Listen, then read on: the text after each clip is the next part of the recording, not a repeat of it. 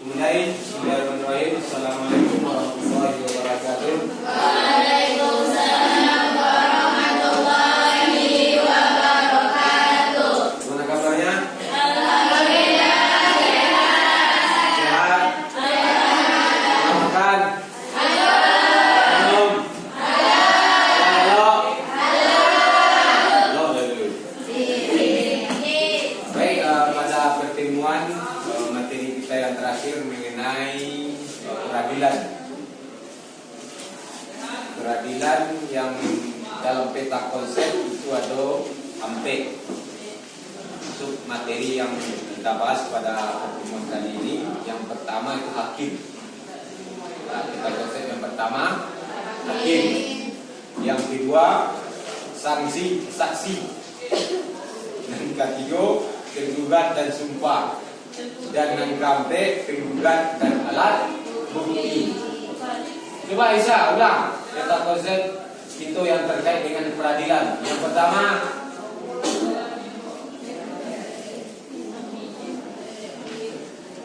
yang pertama ya hakim. Yang kedua,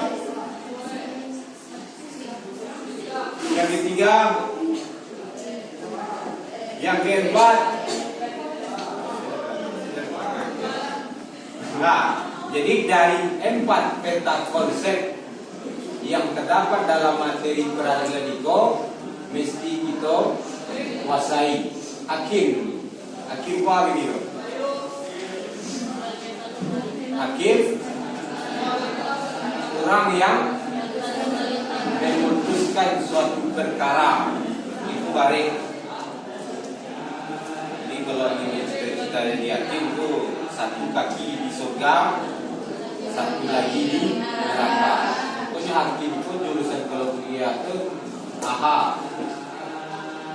hukum Islam atau HI, ini hukum Islam. Kita lagi pengadilan, capek masuk surga, capek masuk neraka. Kalau kuliah capek masuk surga atau capek masuk neraka?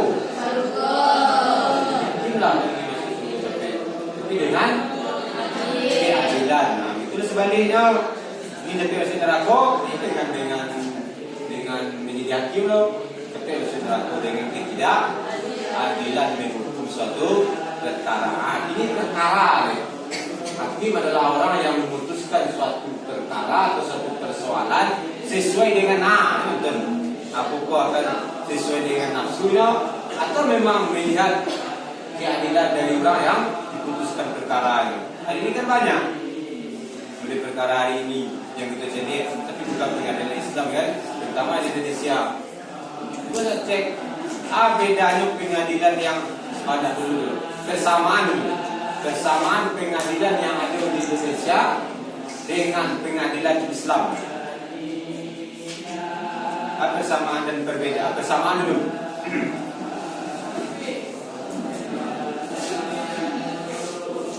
Nah, kesamaan peradilan yang ada di Indonesia dengan peradilan yang ada di Islam.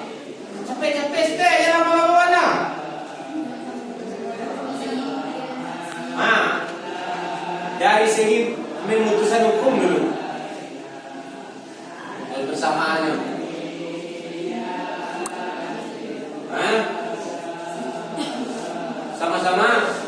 Sama-sama mengadukan saksi itu pasti dimarin. Satu perkara mesti ada saksi itu tidak dapat tidak untuk membuktikan. Itu persamaan dari segi memutuskan hukum. Nah, bersama. Nah, berikutnya bersama dengan detail. Nah, mutlak. Kalau peradilan yang ada di Indonesia lebih berorientasi kepada materi, ya kan? Itulah. Ketika memang satu perkara itu tidak yang tersandung atau yang tersangkut dengan suatu perkara itu, kalau orang yang berbidik, bagaimanapun cara, bahwa pengadilannya bisa dimenangkan, bahwa perkaranya bisa dimenangkan. Nah, sering mengalami hal model itu. Kalau terakhir kan terkait dengan kasus tanah suci. Kalau di lingkungan keluarga saya kok ya rasa-rasa umpamanya kan tidak mempunyai kemampuan untuk menyewa lawyer, pengacara, ini kemampuan itu merasa bahwa yang digugat oleh orang tua adalah hak milik awak dari dulu kan. Punya ada menyediakan pengacara. Ada orang kok punya PT, punya keuangan yang banyak, disewanya pengacara. Pengacara itu ditelisiknya, dicarinya sampai ke akar-akarnya. Pokoknya akhirnya menang orang itu. Menang di tingkat bawah. Tapi ketika dia banding kata Ustaz, pikirnya memang tetapnya itu adalah hak milik awak. Tapi kalau lah sampai ke pusat dan itu dasar awalnya mendengar cerita dari nenek-nenek awak sendiri, itu adalah tanah awak milik sendiri. Nenek-nenek awak yang memisahkan tanah awak. Makanya akhirnya tanah menjadi milik awak. Nah, jadi secara keseluruhan gitu, kalau kita saja peradilan yang ada di Indonesia dalam memutuskan hukum hari ini bentuknya keadilan yang ditonjolkan, tapi pada dasarnya materi yang menjadi. Saya yang punya biti, saya yang bayar biti, ini yang menang. Itu begini kan? Kalau ini itu model-model itu. Masih ingat awak nenek mengambil kayu pokak yang ambilnya. Nah, kan pada tahun dihukum dalam penjara kan? 3 tahun dihukum dalam penjara. Kalau dalam Islam, orang yang diambil barang yang tadi itu rela dan amruh yang menerima kesalahan nenek itu tidak dihukum. Tapi di Indonesia hukum memang mutlak dari tadi itu kan, nenek itu mau tak mau harus dihukum. Itu berbeda. Nampak berbeda kan? Hukum yang ada di Indonesia dengan hukum yang ada di Islam. Bagaimana nanti antara pihak nenek kok dengan barang yang diambilnya kok usahakan menyelesaikan dulu secara kekeluargaan. Tapi ketika hukum yang ada di Indonesia yang namanya mahiyah mesti diproses kalau lah sampai ke pengadilan, mesti diproses. Aku mau tak mau nenek tadi itu harus masuk penjara selama 3 tahun. Coba yang kan, aku kok ada loh itu. Hukumnya. Mungkin kita itu kalau jadi hakim, alumni banyak yang hakim. Yang di Solo ada, di pusat ada itu.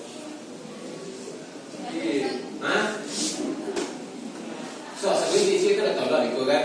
Yang tahunya namanya Rahmat yo, Rahmat Hidayat, 10 tahun di bawah Ustaz. Kemudian Alfi di bawah Ustaz Jom. Sesangkatan semua Hidayat.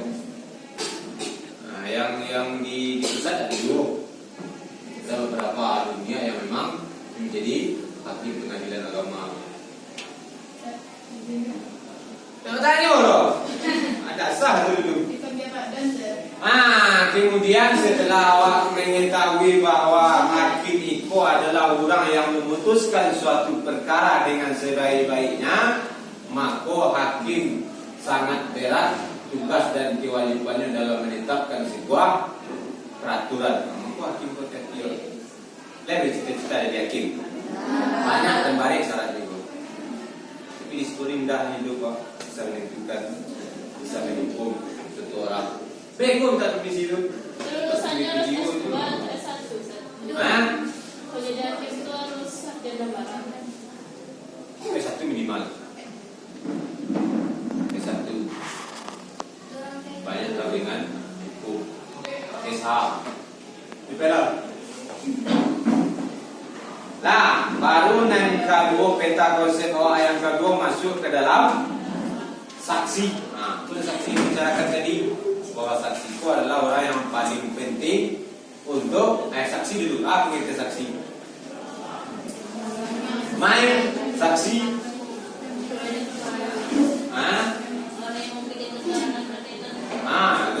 Orang yang memberikan keterangan terhadap suatu perkara yang dilihat dicandiknya kepada pengadilan, pada pihak-pihak yang mempunyai kepentingan. Makanya saksi itu secara fisik harus dihadirkan di pengadilan. Kalau model-model yang dibahas tentang CCTV, kemudian video call, itu alat bukti yang bisa dihadirkan di pengadilan untuk memperkuat saksi. Nah, beda itu saksi dengan menyaksikan. Nah, itu beda kan? Saksi dengan menyaksikan itu beda maknanya. Jadi di situ menggunakan yang, nah itu orang kadang namanya salah.